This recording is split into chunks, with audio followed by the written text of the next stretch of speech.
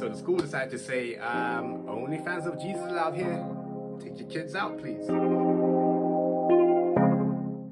Today's subject: 3 children were kicked out of a Catholic school because their parent was on OnlyFans.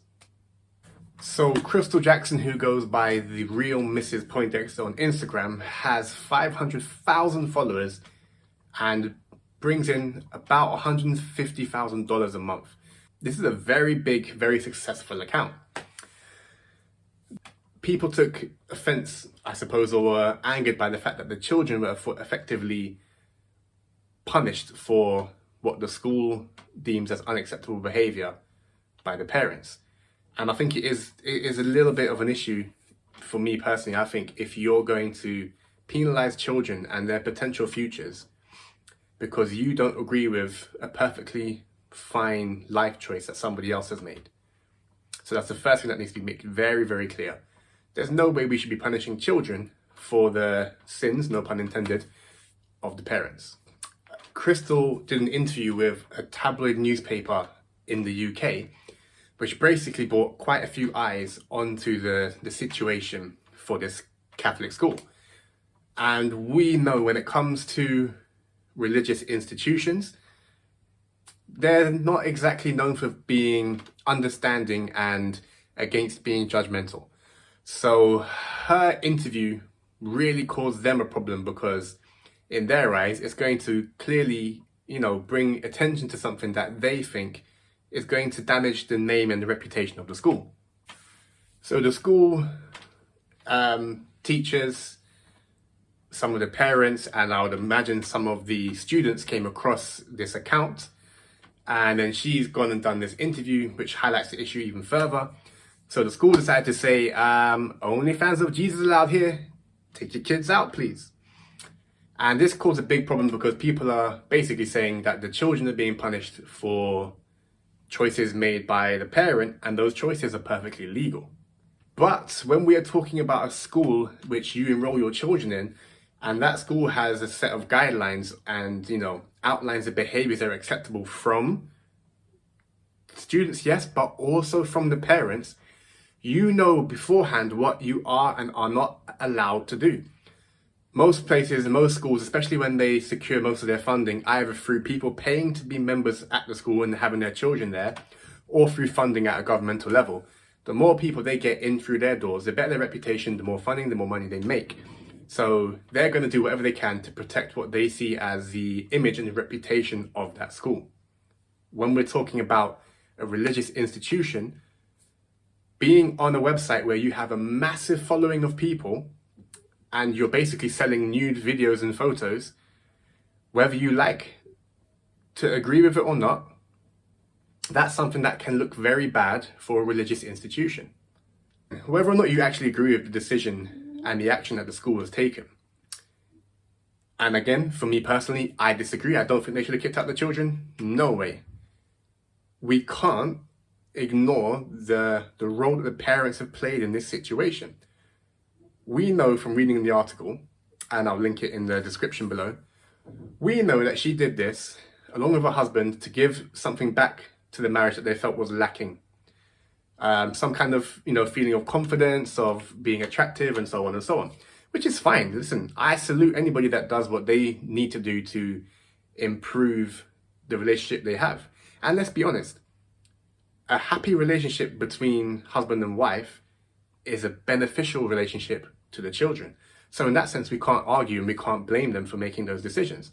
However, when you know that the decisions you're taking can impact the future education of your children, you have to think a little bit harder about that. And we know this is the case because the school set out the guidelines. When you sign up to the school, you're going to be made aware of the guidelines and what they consider to be appropriate behavior. So when you step out of line, they can do what they want to do and you can't argue against the point. Let's be honest.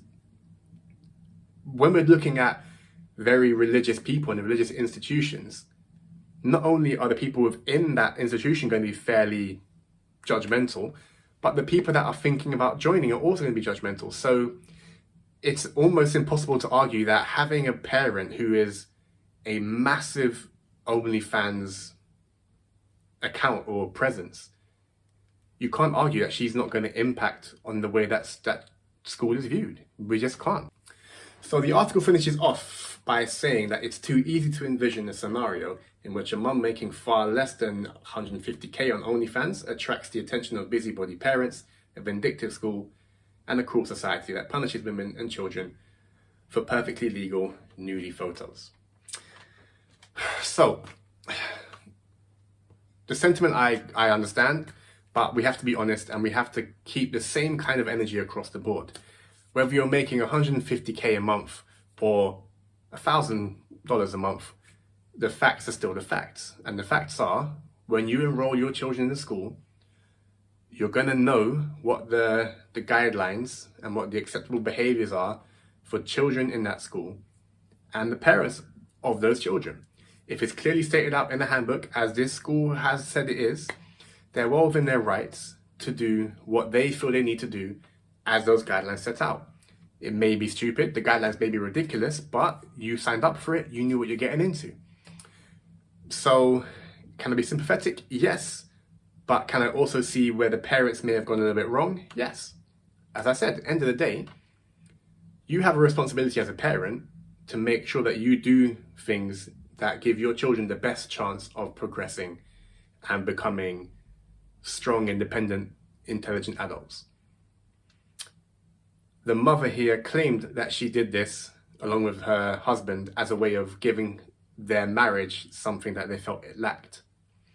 So this wasn't anything to do with money or income. This was purely to do with ego stroking, which again is absolutely fine, but when you know that can have an impact on your children and their education and their ability to potentially progress in life from that solid educational base, you have to ask yourself, is it worth doing? It's a tough question, yes, 100%, but again, you work within the rules that you sign up for, and we can't really argue against that. And the article using the fact that what she's doing is legal as a justification or as an excuse for her actions and behavior is ridiculous. Whilst again, there's nothing wrong with what she's doing, and again, legally it's not a problem, there are many parts of life where there are things that are completely legal which you're not allowed to do. All of us, no doubt, are not allowed to, on our lunch break, go out, have a whole bunch of drinks, and come back to work half cut. We're not allowed. It's not illegal to be tipsy or to be drunk, but you can't do it at work, you're going to be fired. Personally, I work in a gym. I'm not allowed in uniform to be seen to be smoking cigarettes, having a burger and so on, because it doesn't go in line with the philosophies that the gym pushes forward, which is fair enough. Same thing with the school. There are going to be things which are perfectly legal, you're allowed to do, but they don't quite go in line with the ethics or the practices that the school has outlined as acceptable for them.